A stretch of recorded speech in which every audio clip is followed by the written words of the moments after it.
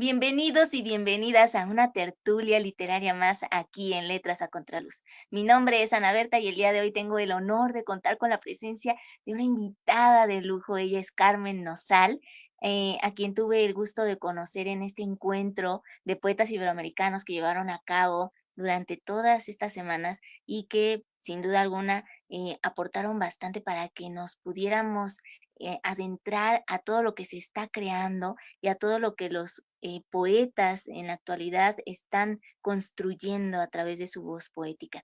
Ella es de Gijón, Asturias, España, nació en 1964, reside en la Ciudad de México desde 1986, tiene también la nacionalidad mexicana. Es licenciada en Lengua y Literaturas Hispánicas por la UNAM y egresada de la Escuela de Escritores de la SOGEM. Autora de libros de poesía, entre los que se cuentan Visiones de Piedra, Premio de Poesía UNAM, 1991. Vagaluz, Premio Nacional de Poesía Elías Nandino, 1992. Aguamor, La tinta del Alcatraz, 1993. Hacia los flecos del frío, Premio Nacional de Poesía Salvador Gallardo Dávalos, 1993. El espejo de Luzbel, premiado por la Universidad Veracruzana en 1994. X, publicado por la Universidad Autónoma Metropolitana en 1995. Palabra Interior, publicado por la Universidad Autónoma del Estado de México, 1996, reeditado y corregido en el 2000 bajo el título de la palabra cacería, en el reino de la luz y otros poemas, publicado por el Ateneo Jovellanos por ser finalista de dicho galardón internacional en 1999. Está incluida en la Enciclopedia de Escritores Asturianos y en medio centenar de antologías. Ha trabajado como guionista y es autora del cortometraje para animación Cuando Mr. Cronos perdió el tiempo, premiado por el INCINE, y de la obra de teatro para niños El dinosaurio y la estrella fugaz, becaria de la SOGEM y del Instituto de Cultura de la Ciudad de México. Sus poemas han sido traducidos al inglés, francés, bable, alemán, italiano, turco y árabe. Durante 13 años se ha desempeñado como promotora cultural, de los cuales 7 se llevaron a cabo en la casa del poeta Ramón López Velarde, donde laboró como coordinadora de actividades culturales, jefa de prensa y relaciones públicas. También ha trabajado en la Secretaría de Cultura Federal como directora de área y secretaria particular. En el transcurso de 2018 ha publicado la segunda edición de Vagaluz, República, libro de poemas sobre la Guerra Civil Española, editado por Parentalia, y Zona Cero, 286, testimonial sobre el sismo del 19 de septiembre, premiado por DEMAC. Actualmente se desempeña como directora de comunicación, prensa y difusión del Museo Nacional de Arte, MUNAL. Pues muchísimas gracias por acompañarnos en esta ocasión, Carmen. Y yo me siento muy honrada de que hayas aceptado estar en Letras a Contraluz y de que podamos contar con tu experiencia, toda esa trayectoria maravillosa que tienes y que hoy vamos a tener el privilegio de escuchar un poco a esa artista y a esa persona que está detrás de esos poemas. Hola, Ana Berta, muy buenas tardes. Pues muchas gracias por esta invitación. Nada más quiero aclarar que creo que esa semblanza tiene algún tiempo. Sí laboré obviamente 3 años en el Museo Nacional de Arte, pero no actualmente sigo ahí, sino que continúo mis labores, pero en la empresa privada mexicana Cones Soluciones, y estoy en el área de CONES Arte y Cultura, coordinando esa área. De Sí. acuerdo, perfecto. Muchas gracias por la aclaración, de verdad, muchas gracias. Y bueno, que también aclarar que con Soluciones fue precisamente con los que se llevó a cabo este primer encuentro de poetas iberoamericanos y que fue muy exitoso. Me gustaría empezar con esta pregunta de el valor que tiene en tu vida la poesía. ¿Qué significado ha cobrado a lo largo de los años para ti este arte tan bello que se va construyendo día con día? Sí, pues, pues realmente, pues tuve la fortuna de escuchar poesía desde que nací, porque tenía yo unas tías que eran solteras, no tenían hijos, y corrían a casa de mi mamá a recitar poemas de los místicos españoles con los que me dormían. Ahí conocí a Fray Luis de León, San Juan de la Cruz, Santa Teresa, San Francisco de Asís, Sor Juana, y bueno, pues desde recién nacida tuve pues el destino de tener a la poesía en mi vida, ¿no? Y posteriormente, pues decidí escribir un primer poema por amor a una abuela que yo tenía que era analfabeta, que no tenía ninguna necesidad de la poesía, pero yo en mi amor infantil creía que con eso la iba a salvar de no saber escribir y leer. Eh, no fue así, obviamente. Ella vendía quesos y manteca en la plaza, como si vendiera aquí en el mercado de Medellín. Y bueno, pues posteriormente vine a México a los 21 años y estudié lengua y literaturas hispánicas en la UNAM, en la SOGEM, y empecé a escribir. Fue algo que a mí me resultaba inevitable, era arrollador, y pues fui muy disciplinada leyendo libros de poesía, de teatro, de narrativa, de ensayo, todos los días leía y bueno, sigo leyendo todos los días, pero quiero decir, en mi etapa de formación, las lecturas fueron fundamentales, ¿no? Y pues la poesía es mi vida, ¿no? Estoy inmersa en ella, mis amigos son poetas, muchos de ellos, eh, otros pues gustan de la poesía, si no escriben, leen o están cercanos a otras disciplinas artísticas y pues la verdad siempre ha estado a mi alrededor. Mis dos hijos escriben poesía y pues es ya como un integrante de la familia y para mí es la vida misma, ¿no? ¿Cuál fue tu primera aproximación a la poesía? ¿Cuál fue ese primer poeta o la primera poeta que al leerla dijiste, me fascina su forma de manejar el lenguaje, sus imágenes poéticas, la manera en la que va construyendo a través de las figuras retóricas cada uno de sus versos? Bueno, para mí fue un parteaguas conocer a la generación del 27, a todos los poetas de la generación del 27, pero bueno, cuando conocí a Lorca me deslumbré, ¿no? Entonces leí a Lorca, poesía, fui a Fuente Vaqueros a conocer su casa, compré todos los libros que había en ese momento,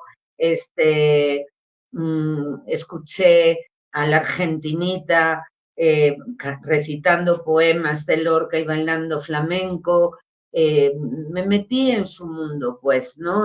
Tenía fotos, pósters de Lorca en la habitación, quería yo escribir como Lorca, entonces me hacía romances con los mismos temas, pues me enamoré de Lorca totalmente, ¿no?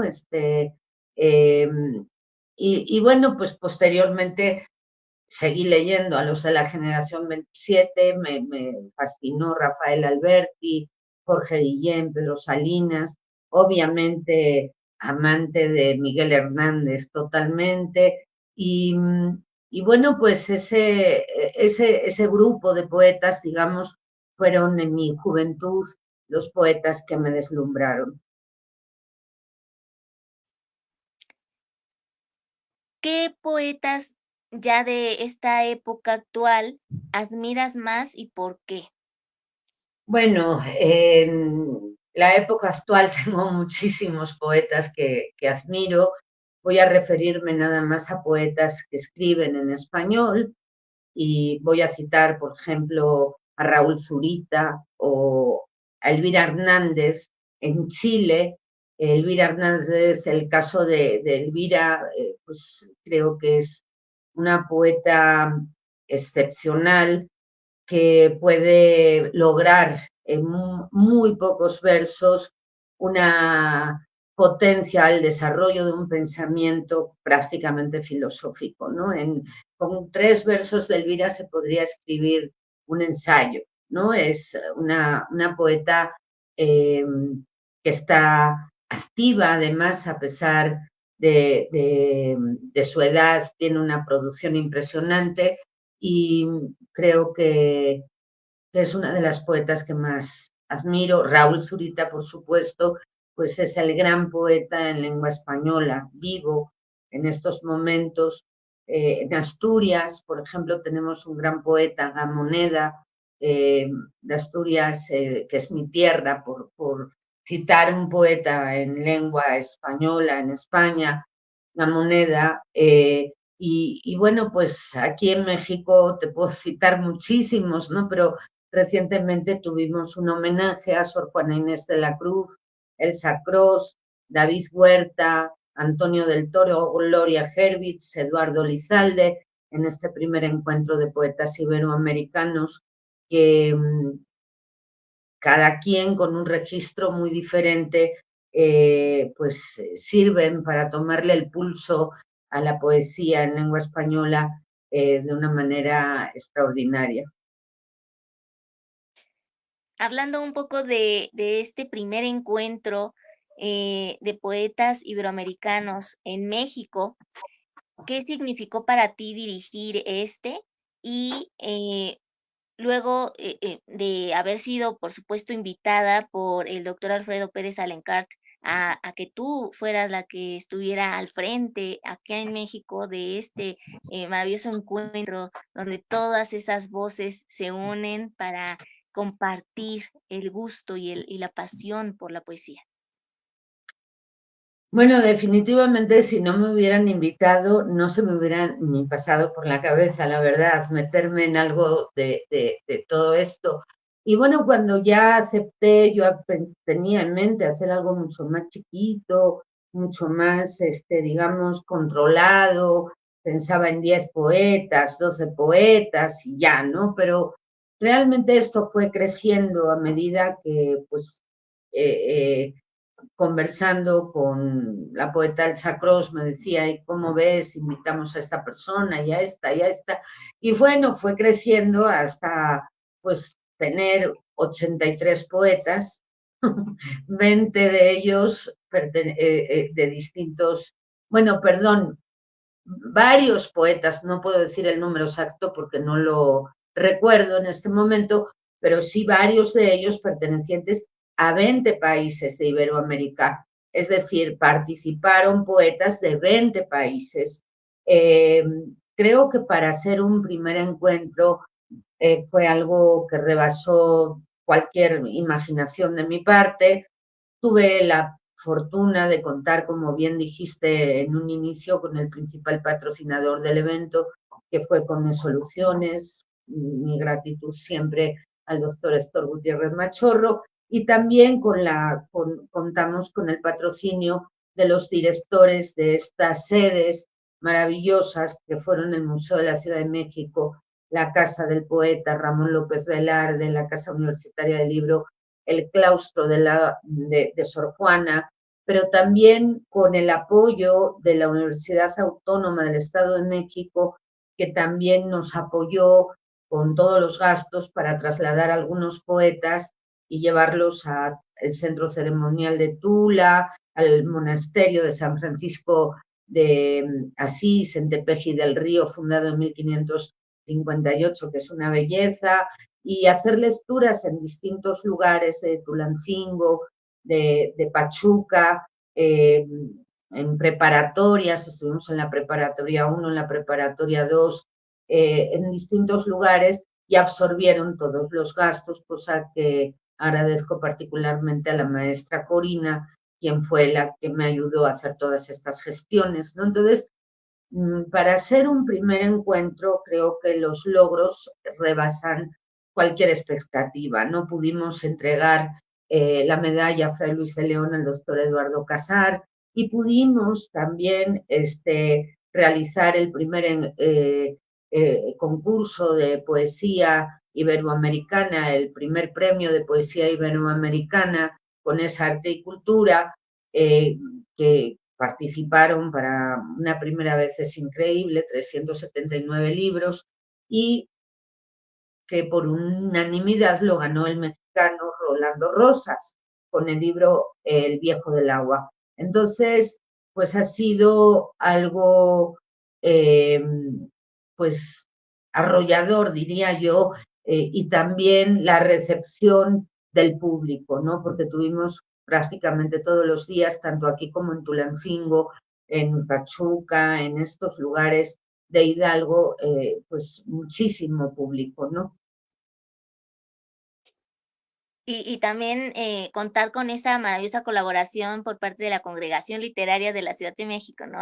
A través de Maximiliano Cid del Prado, que Por también estuvo supuesto, ahí con esa el gran labor. poeta Maximiliano Cid del Prado, que colabora en la empresa Conés Soluciones, es uno de nuestros periodistas y aparte es mi amigo, mi colega, a quien quiero muchísimo. Su ayuda es extraordinaria, no solamente a través de la congregación, sino él mismo como ser humano, como poeta, como uno de los pilares de este primer encuentro. ¿Hay alguna diferencia que notes en la forma en la que se vive la experiencia poética en México y en Asturias? Sí, definitivamente sí. Creo que la calidad de los poetas de México en México se está escribiendo muy buena poesía y hay muy buenos poetas y son muchos, no son poquitos, son muchos. Y el nivel de la poesía en México creo que es extraordinario. Yo no veo eso en Asturias. Además, imagínate, pues España es como si fuera Chihuahua, México es inmenso, además tienes toda la literatura escrita en lenguas originarias, la riqueza es eh, pues polifacética, súper diversa, muy enriquecedora, con muchísimos registros. Y Asturias es una zona bellísima, por supuesto, pero muy chiquitita, ¿me entiendes? Muy pequeña. Si España es como Chihuahua, imagínate Asturias, que es como un estado, digamos, de Gijón, la ciudad donde yo nací, pues son 350.000 habitantes, estamos hablando de zonas muy pequeñas, entonces hay menos poetas y definitivamente hay 3 o 4 muy buenos, pero no es que des una patada y salgan poetas y poetas con un nivel extraordinario, no es así. Creo que definitivamente la poesía que se está escribiendo en México es algo fuera de serie. Y en cuanto a la recepción, para los distintos públicos, ¿cómo la percibes? Bueno, pues ese ya es otro tema, ¿no? Porque bueno, los distintos públicos, el público en sí mismo es un tema. No todo el mundo lee poesía, sabemos que cada vez son menos las personas que tienen en sus manos libros por todo el desarrollo tecnológico, etcétera, pero creo que más que poner el énfasis en el público, como autores y como también algunos de nosotros difusores de la poesía, tenemos que buscar maneras atractivas de acercar al público pues estos productos, ¿no? Porque creo que todo cuenta. Uno de los puntos son las sedes en donde tú ofreces poesía, ¿no? ¿Qué lugares? No tienen que ser lugares majestuosos. Puedes llevar la poesía, como hicimos en el caso de Hidalgo, a una preparatoria y poder, ya que estás en la preparatoria, eh, plantear un programa que sea atractivo al público dependiendo de la edad, ¿no? Entonces, por ejemplo, en el estado de Hidalgo nos acompañó el cantautor chileno Héctor Molina Titín. Aquí en la Ciudad de México estuvimos acompañados también por él y en otros eventos por el cantautor zapoteco Feliciano Carrasco y también por Ricardo López Espinosa, que tocó el violín en uno de los eventos. El incluir la música también ayuda en cierta manera a atraer un público distinto, pero en el caso de los jóvenes, también la música es algo, escuchar poemas musicalizados, como es el caso de Violeta Parra, Gracias a la vida, tan cantado por Mercedes Sosa, por ejemplo, Volver a los 17, son formas de acercar la poesía de una manera atractiva para ellos y también en tener dinámicas como, por ejemplo, a lo largo de este evento vamos a regalar 3 libros a aquellas personas que al finalizar respondan con acierto las preguntas que les voy a hacer. Entonces, no ves a nadie con el celular, todo el mundo está atento porque pues están diciendo ya desde ahí, yo quiero llevarme el libro, ¿qué me van a preguntar? Es decir, yo no creo que ya estemos en un punto de llega y que el poeta se siente, lea sus poemas y ya. No, creo que es más rico, más que un poeta, que haya varios poetas, por un lado, porque varios poetas van a también atraer más público, o bien si es que los poetas van a un lugar cerrado, van a poder el público, los chavos de prepa, tener distintas voces y decir a mí qué poema me gusta más o por qué me siento más atraído hacia este poeta hombre que a esta poeta mujer, qué me está diciendo. Entonces creo que son varios factores que hay como que planificar y no llegar tan inocentemente a decir, ay, sí, vamos a la prepa. No, tienes que llegar como con un programa claro, con un orden de dar gracias a las autoridades de ese lugar, a quien te invitó, a presentar a las personas, a decirles solamente van a leer tantos poemas, porque no es de que, tengo público cautivo y ahora leo 10 minutos sin parar. No, lee poco, escoge bien lo que vas a leer y sobre todo abre un espacio de diálogo con ellos, porque si no se dialoga con el público, eh, pues se vuelve un evento desde mi punto de vista, pues como si no tuviera brazos o le faltara una pierna. Algo falta si no dialoga el poeta con el público. El público no todo el tiempo ve poetas y a veces mucha gente cree que los poetas están muertos, ¿no? Entonces tener un poeta en carne viva y el punto es, mi querida amiga, que muchas veces las lecturas de poesía son para otros poetas.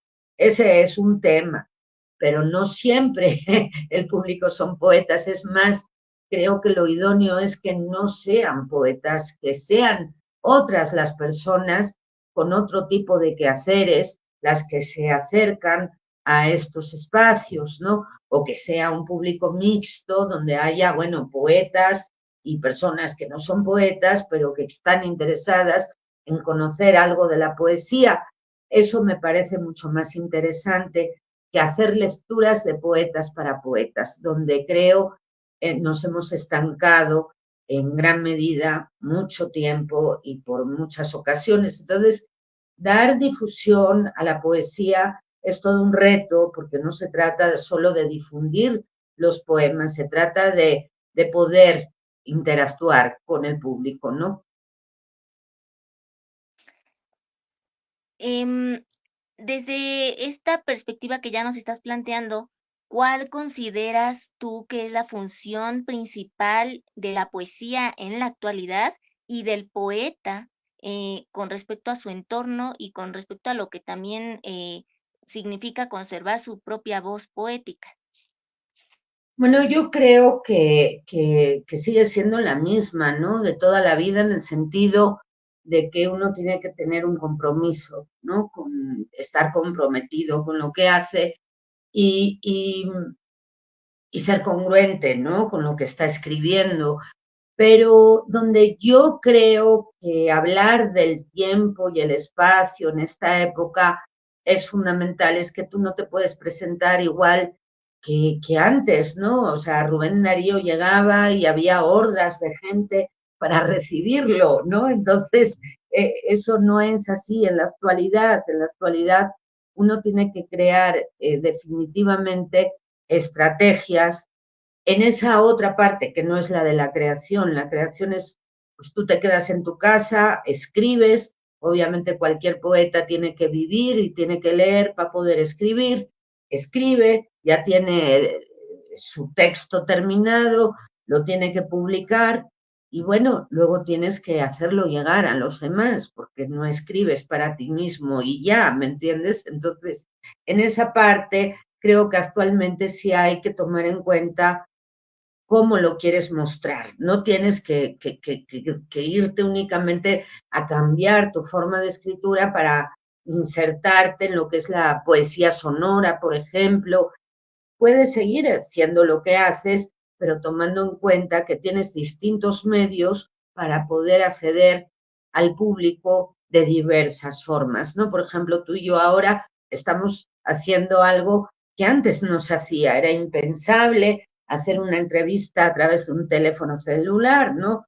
Bueno, para empezar, no había ni móviles, a mí todavía me tocó empezar a escribir en una Olivetti, ¿no? Donde tenías que meter un papelito para hacer correcciones, ¿no? Entonces, definitivamente todo ha cambiado muchísimo gracias al desarrollo tecnológico y creo que el poeta puede enriquecerse apoyándose en distintas formas de difusión de lo que escribe, no tanto en lo que escribe ni cómo lo escribe.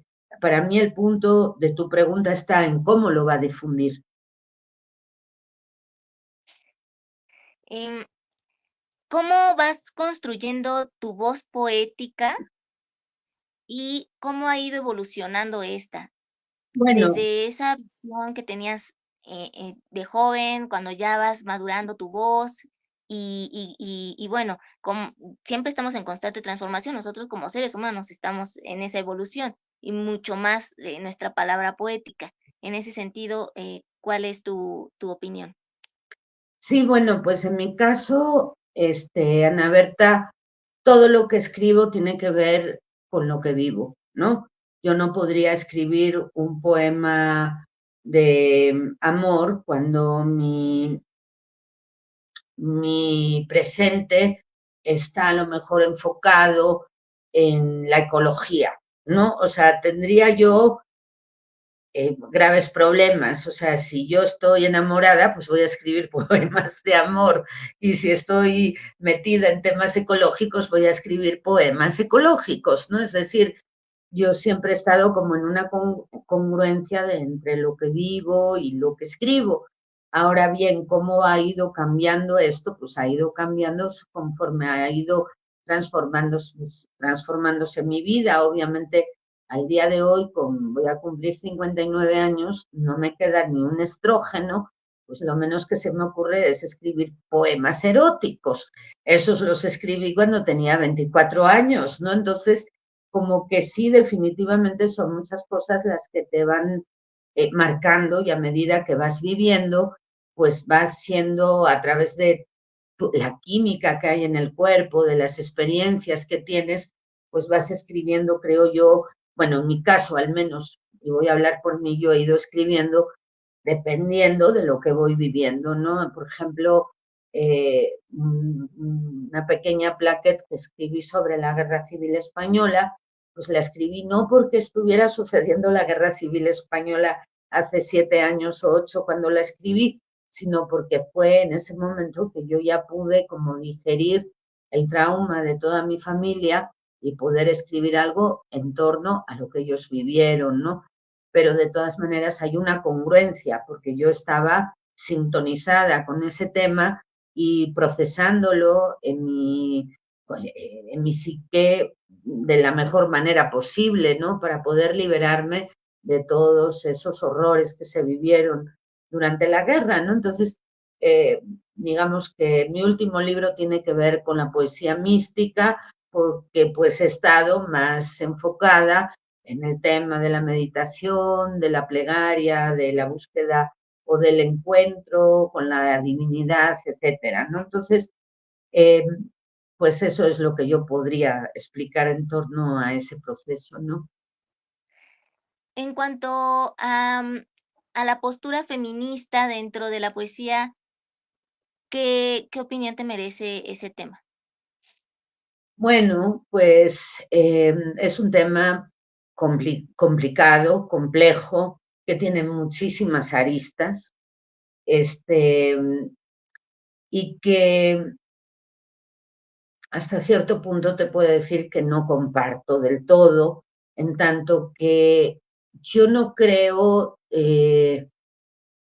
más que en la poesía, no creo en el género para la poesía, ¿no? O sea, para escribir poesía no es que la escribió una mujer, la escribió un hombre, o sea, no, para mí la poesía va más allá de los géneros, tiene que ver con el alma del ser humano, con la mente del ser humano, y es una cuestión que no la puedo polarizar desde ese punto de vista. Y por otro lado, pues tampoco comparto mucho el excluir a poetas que hicieron o dejaron de hacer esto sexualmente.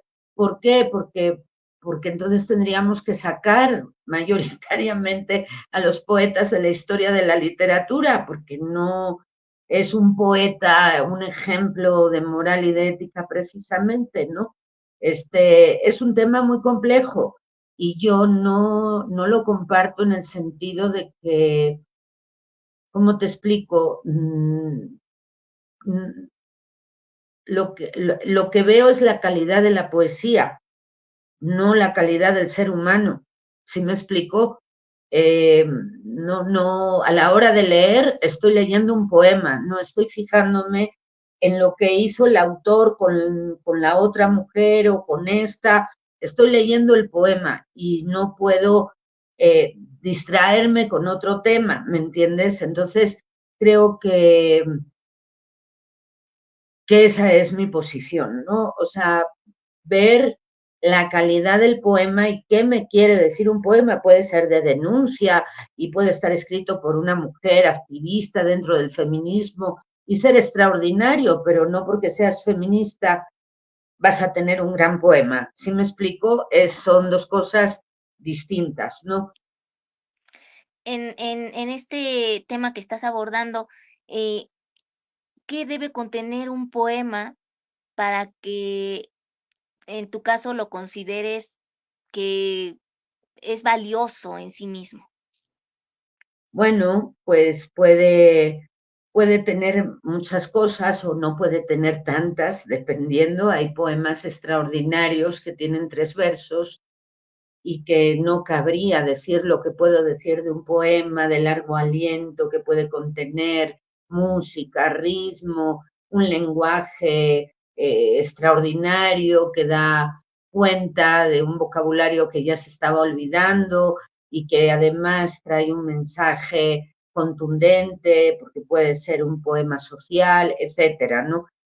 Depende, no hay una receta, todos sabemos que no hay una receta, puede ser un poema que no dice nada, pero que te da una serie de imágenes y de evocaciones extraordinarias, pero definitivamente el poema que sea te tiene que hacer sentir algo, ¿no? Tiene que tener un sentido, aunque el sentido sea el sinsentido para ti, y tiene que tener una contundencia, ¿no? Aunque sea leve, aunque sea suave, y bueno, te tiene que estremecer, ¿no? ¿Tendrás a la mano alguno de tus versos, algunos de tus poemas que nos puedas compartir ahorita en una lectura en voz alta? Claro que sí, ¿qué te gustaría que leyera? Ahora sí que lo dejo a tu decisión para que tú seas la que marque la pauta de hacia dónde quieres llevar la entrevista. Te dejo en diseño individual, aquí sigo de todos modos. Bueno, pues voy a leer un poema que se llama, muy breve, Nada de lo que quería sucedió. Si digo ven, me lanzas 3 palabras como dados. Infusión, tarde, transatlántico. Si dices ven, yo no lo dejo todo, las tardes y mayores contratiempos. Al menos aprendí que estoy en mi lugar.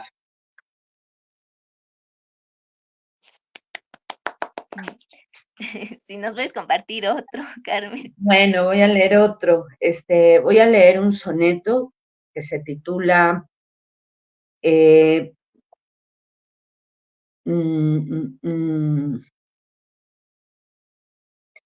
de los combates entre la duda y la fe. No importa las caídas, tú regresa a la luz de tu conciencia. Cansada, el alma está vagando amedrentada en busca de refugio, andando presa. La cabeza cayó sobre la mesa y los ojos cerraron la mirada al ver que la mente fue cercada por el torpe pensar que nunca cesa. En los momentos turbios imagina ese aliento que busca lo divino, como busca el sol a la flor que crece. Vence al tormento de la duda y ruina de la fe. Entonces cambia tu destino como la luz que nunca desfallece.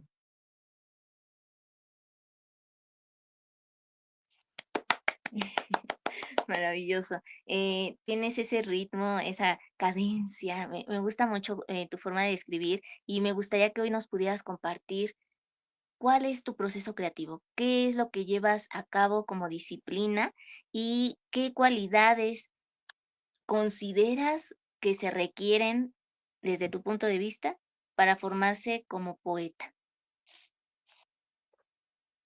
Bueno, voy a empezar por la última pregunta porque se me va a olvidar, si no, creo que para formarse como poeta definitivamente primero tienes que tener cierta cualidad, porque es como si yo me quiero formar como matemática y no más no se me da.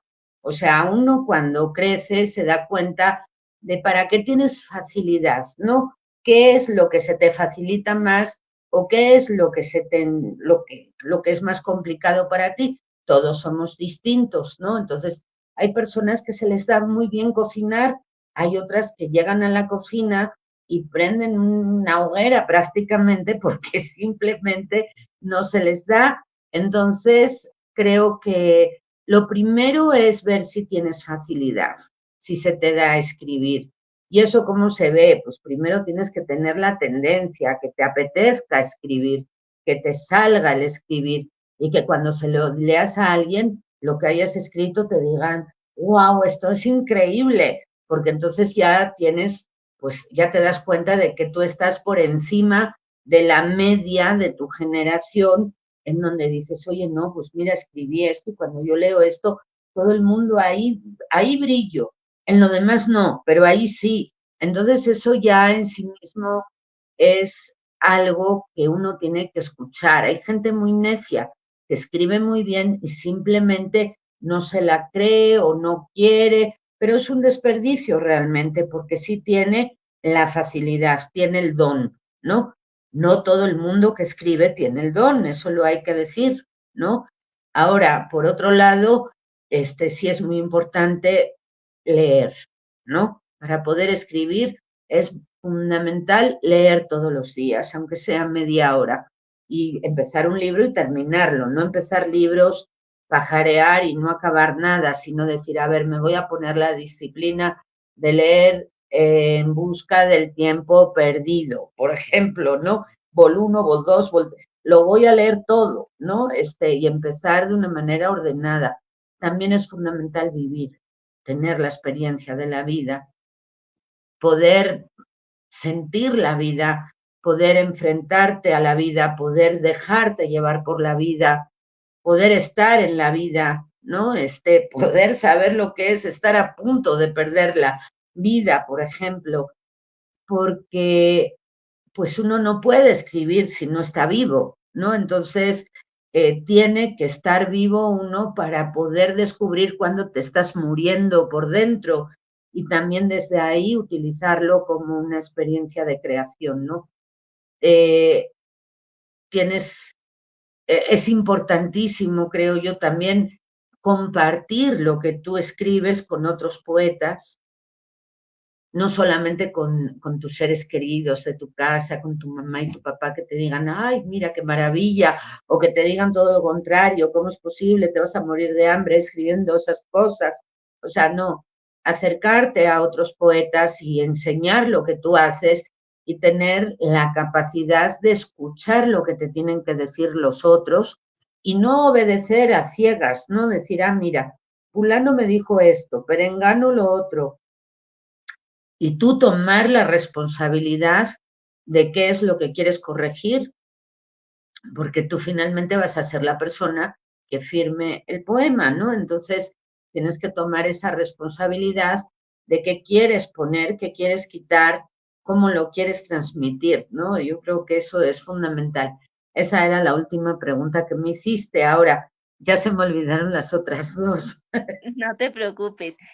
¿Cuál es tu proceso creativo? ¿Qué disciplina se requiere para que tú, bueno, más bien qué disciplina llevas a cabo para ir construyendo estos versos?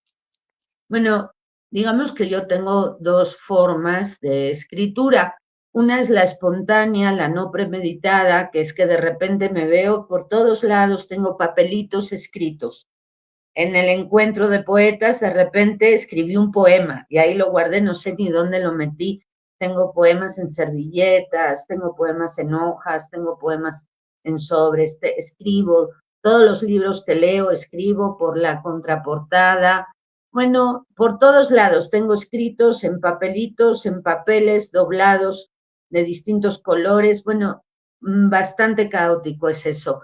Ahora, por otro lado, cuando voy a escribir, digamos, de manera formal, pues yo lo que requiero es hacer a un lado todo y mayoritariamente hacerme mi tiempo de escritura. Hay un tiempo, digamos, de difusión de la escritura o de promoción de otros poetas. Por ejemplo, en este encuentro, obviamente yo no leo poesía ni voy a publicar poesía en la antología que estoy haciendo, no comparto el punto de vista de la gente que organiza y lee poemas y luego hace una antología y se autopublica. Digo, lo respeto, pero no lo comparto. Digo, yo creo que hay un tiempo de estar al servicio de otros o hay un tiempo de lectura de otros, hay un tiempo de escritura de uno mismo y yo me organizo de esa manera. Entonces, yo para poder escribir, digamos, tengo que hacer todo eso a un lado, familia, trabajo, programas literarios, viajes, etcétera, para darme tiempo de escribir, de estar en mi casa, en mi computadora y darle seguimiento a un libro. O si voy a ir a un lugar y voy a permanecer tiempo, decir, ah, bueno, aquí ya sé que voy a poder estar 2 meses y aquí puedo escribir tanto, como que yo sí necesito hacerme de una idea del espacio, del tiempo, para poder trabajar, ¿no? Entonces, cuando hago eso, yo normalmente lo hago, hay veces que tiene que ser muy temprano en la mañana, hay veces que escribo en la noche y, y sobre todo necesito estar aislada, que no me interrumpan, no contestar teléfonos para poder verdaderamente estar concentrada en lo que hago. Esos espacios a veces se dificultan mucho para mí, pero por ejemplo ahora espero que de aquí a fin de año yo pueda darme ese espacio de escritura que no he podido a lo mejor tenerlo este año porque he dado prioridad a otros asuntos, ¿no? 3 libros que nos puedas mencionar que te marcaron y que tú recomendarías leer a cualquier edad, bueno, en de adolescente en adelante. Bueno, 3 libros que me marcaron a mí la vida, híjole, y que yo recomiende leer, ¿no? ¿Solo 3? Bueno, pues ahí te va. De poesía, Los Heraldos Negros, de César Vallejo, ¿no? Creo que es O sea que pasar por este mundo sin conocer los heraldos negros debe ser algo muy triste en lengua española, solamente por decirlo así, ¿no? Eh, Eso voy a decirlo en poesía, ¿no? Ahora, de narrativa, El Quijote es un libro que rompe cualquier esquema desde mi punto de vista y las anécdotas, los personajes, los espacios, las acciones eh, a, pues son, digamos, el sustento para cualquier alma desesperada. Yo creo que una persona deprimida lee el Quijote y puede quitarse el sentimiento de depresión, ¿no? Cuando verdaderamente te sumerges en la lectura. Yo creo que la lectura también puede tener ese valor totalmente terapéutico porque puede servirte para evadirte un poco de la realidad y sumergirte, o al revés, ¿no? Hacer real, precisamente, conectarte con la realidad a través de la literatura y hacer a un lado lo patético, lo gris y lo decadente de esa cotidianidad dentro de la realidad, ¿no? Y bueno, de teatro, pues te podría decir muchas horas porque me encanta leer teatro, pero en español el teatro de García Lorca, que tiene, es una joya, ¿no? Por ejemplo, La casa de Bernarda Alba es el retrato de una serie de personajes que todos hemos conocido en nuestras propias familias, por lo menos en España. Siempre tenemos una Bernarda de Alba en la familia, ¿no? Y te sirve precisamente para espejear, ¿no? Lo que estás viviendo. Hay un gran teatro escrito en España. Esos serían 3 libros que a mí me marcaron la vida y que me parecen fundamentales. Con respecto al ensayo y la crónica, ¿qué autores podrías recomendarnos? Bueno, de crónica, en México tenemos varios periodistas, Monsiváis entre ellos, ¿no? Entonces, creo que para poner un ejemplo de algo cercano y contemporáneo, ese sería un buen autor para recomendar, ¿no? Ahora, de ensayistas en España, bueno, el autor que yo eh, adoro como ensayista, no es español, fíjate, es Maurice Maeterlinck. Maeterlinck, cuando yo conocí a Maeterlinck, hasta la fecha no he conocido un ensayista que me haya enamorado tanto como Maeterlinck, ¿no? La vida de las abejas es un libro que yo le recomiendo a cualquiera, una obra de arte. Recuerdo que tiene unos versos Maeterlinck que son impresionantes. Dice, eh, eh, refiriéndose a 2 personas, cuando se conoce, cuando se conocen, dice, la calidad de vuestro amor se puede medir por la calidad de vuestras miradas y de vuestros silencios. Yo tenía, creo, 22, 23 años cuando yo leí eso y quedé impactada. He leído a muchos ensayistas, pero ese sería para mí el preferido, a pesar de que no es un autor alemán, no escribe en español, ¿no? Pero sería el que yo recomendaría. Mencionabas que ya estás también más enfocada a este encuentro con la divinidad. En este aspecto, ¿cómo se vive esta conexión con lo divino a través de tu poesía? Bueno, pues yo creo que a lo largo del tiempo a mí me ha sucedido que voy desmitificando mi forma de relacionarme con las personas, pero sobre todo con mis propias creencias, ¿no?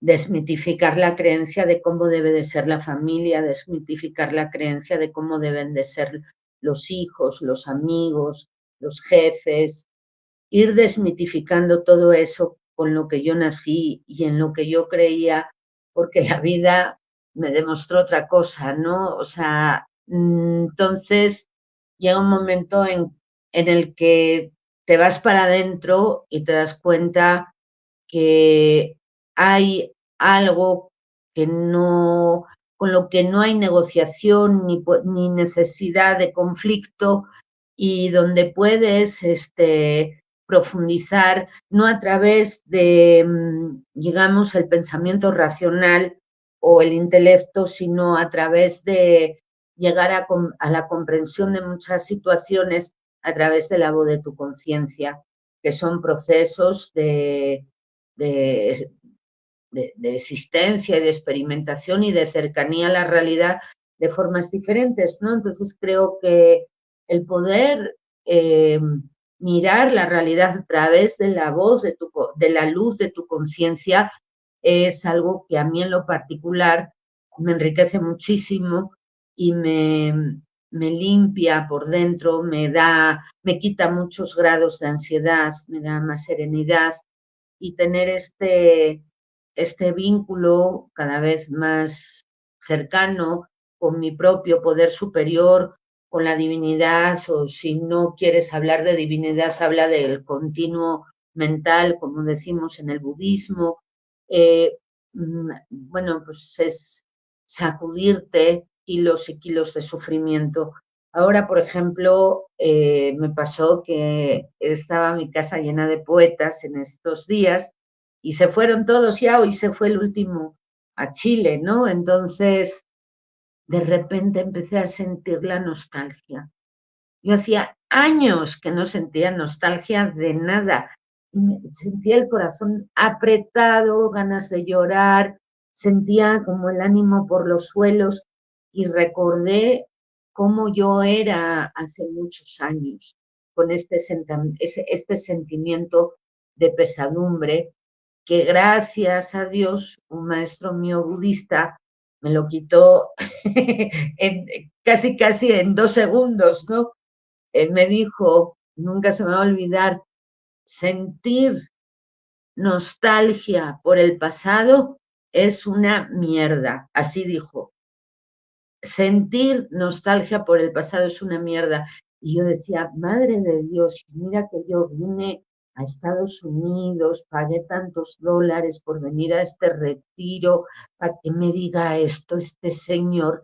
O sea, yo no daba crédito, pero a medida que fueron pasando los días y los días y los días, empecé a como reflexionar y a meditar en lo que decía y me di cuenta que fue mi cura realmente esas palabras, porque en efecto el poder poner la atención en el presente sin pensar en el pasado, sin pensar en el futuro, pues a mí me dio la posibilidad de sentir una plenitud inaudita, que era algo imposible para mí pensar, y me di cuenta de cómo yo había estado viviendo sumergida en una melancolía, en una añoranza, en una especie de depresión, en una morriña, dicen en Galicia, por el pasado, ¿no? ¿Y qué pasaba? Que pues yo vivo aquí en la avenida Álvaro Obregón, abría la ventana, veía los árboles y había un pajarito en una rama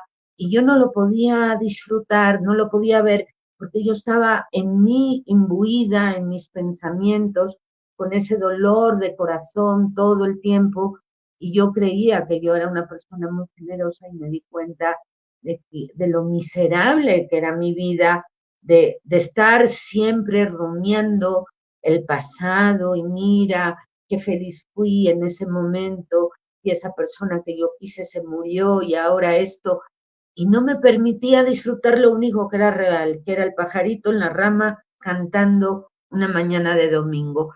Entonces, definitivamente, esa frase es con la que yo me agarré para poder traer una y otra vez, digamos, que parte de la disciplina poética está ya inserta para mí en la disciplina meditativa, en decir, a ver, estoy aquí y estoy ahora, y toda mi atención está con Ana Berta, no está en que si tengo que pagar la renta, de que si mi hijo me llama, de que si Tim llega bien a Chile, luego lo veré, pero ahora es hacer el esfuerzo para tener lo que se llama atención plena, atención consciente, y el estar aquí no me hace estar allá, o estoy aquí o estoy allá. Entonces, traer mi mente al presente, ese es mi trabajo constante y eso es parte de lo que a la hora de escribir, pues se refleja también en el sentido de vincularme en esos poemas místicos con esa experiencia, digamos, que parte de algo de este proceso que te estoy compartiendo aquí, ¿no?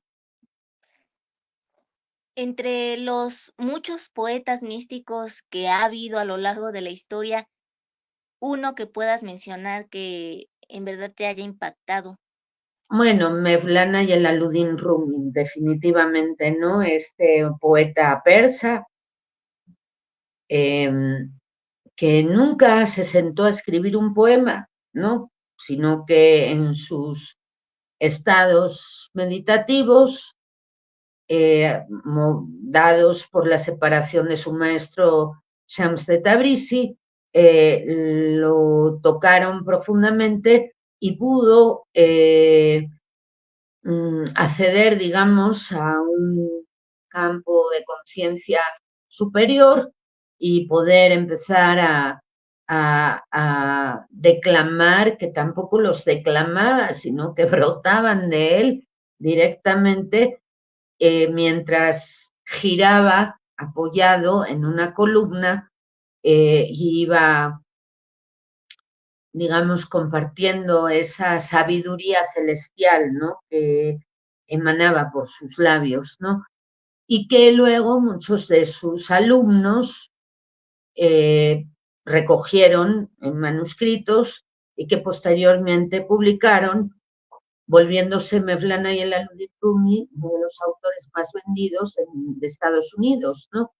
Entonces, no siempre digamos que hay una intención de escritura por parte de ciertos autores que han enriquecido la poesía, como es el caso de este gran místico sufi, del sufismo de la corriente Mevlevi, ¿no? Mevlana significa maestro, es una palabra que significa maestro. Y Rumi, bueno, no significa nada, significa romano, ¿no? Eso es lo que significa la palabra Rumi, romano, ¿no? Y es uno de los grandes baluartes del Islam dentro de lo que es el misticismo, la parte mística del Islam, que es el sufismo, y el sufismo es como un gran árbol que tiene un montón de ramificaciones y una de ellas es la orden de los Mevlevis, que tiene su sede en Konya, uno de los lugares más importantes de Turquía. Él dice, por ejemplo, unos versos conocidísimos, ¿no? Que es, ven, ven, ven, tú quien quiera que seas, regresa otra vez. No importa que hayas roto tus promesas 100 veces, ven, regresa otra vez. Es un llamado a, no es que venga, que vayas a ir a Turquía, pues no se trata de un movimiento físico, sino de un movimiento interno de regresa a tu conciencia, deja de estar viviendo en la mente, de decir, tú sabes quién eres y es un llamado precisamente al desarrollo de tu propio ser, ¿no? Ahora sí que regresar a tu verdadera esencia, quién eres en un principio sin todos esos miedos, sin todos esos prejuicios, sin todo eso que a veces nos va haciendo que nos perdamos en el sendero de la vida. El tiempo se nos ha ido volando, Carmen Osal, pero te agradezco muchísimo que hoy nos hayas acompañado aquí en Letras a Contraluz. Por favor, compártenos tus redes sociales si así lo quieres o algún próximo evento que vayas a tener. Sí, pues Adelante. con mucho gusto, querida Ana Berta, pues mi única red social que, bueno, creo que tengo abiertas varias, pero la única en la que entro regularmente es mi Facebook. Mi nombre en Facebook es Carmen Nozal. No uso ninguna otra red más. Tengo un laboratorio de poesía iberoamericana que realizo los jueves de 6 a 8, en donde tenemos compañeros que están en Nicaragua, en Canadá, en distintos puntos de México, de la República. Lo hago presencial, algunos vienen a mi casa, otros, los que están lejos y no pueden, se conectan por internet. Y es un proyecto que tengo y que voy a dejar de manera permanente y que está dando muy buenos resultados para que tiene como objetivo que los participantes elaboren su propio libro digamos, tenemos ciertas pautas y todos comentamos los poemas de los compañeros, o sea, todos son autores, todos somos autores y todos ponemos a crítica a todos los que están ahí lo que vamos elaborando. Entonces, pues es un laboratorio, quiere decir que estamos experimentando constantemente que puede salir. Y bueno, yo los invito, si gustan participar, pueden escribirme un WhatsApp a mi celular, el 5534516620, o bien conectarme por mi mail, que es nozalozak@gmail.com. Por mail, por mi WhatsApp o por la página de Facebook. Y con mucho gusto, pues estaremos en contacto. Muchísimas gracias, Carmen Osal. Pues ya saben dónde contactarla para poder acudir a este maravilloso laboratorio experimental donde van a aprender bastante todas esas voces poéticas. Ya me imagino que es una gran riqueza y por supuesto el saber escuchar esas críticas que son constructivas y que van a ayudarte a ir puliendo tu estilo, pues sin duda alguna valen la pena. Muchísimas gracias también a todos los que nos vieron en vivo, a quienes nos ven en diferido, que tengan un excelente fin de semana. Ella es Carmen Nosal y bueno, pues te agradecemos tu tiempo y todo lo que hoy nos pudiste compartir. Gracias, gracias a ti, Ana Berta, y a todos los que han estado escuchando. Un abrazo. Un Gracias. abrazo.